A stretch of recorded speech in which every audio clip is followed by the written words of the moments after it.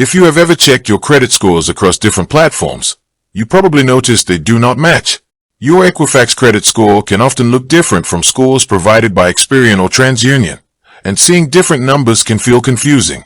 Understanding why this happens gives you better control over your financial profile. The first reason your Equifax score differs is that not all lenders report to every credit bureau. A credit card company, auto lender, or mortgage provider might report your payment history to Equifax and Experian, but skip TransUnion. If a specific account or payment is missing from one bureau's report, your score for that bureau will reflect that difference. The second reason involves the scoring models themselves.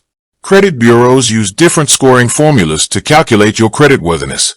While FICO is the most common model, different versions of FICO are used depending on the industry, such as auto loans, credit cards, or mortgages. Furthermore, Equifax often uses the VantageScore model for consumer-facing monitoring, which weighs certain credit factors differently than FICO. The timing of when data is updated also plays a major role. Lenders report your account information at different times during the month. If Equifax receives an updated payment status or balance a few days before or after Experian, your scores will temporarily diverge until all bureaus sync up. Finally, credit report errors or discrepancies can create score gaps.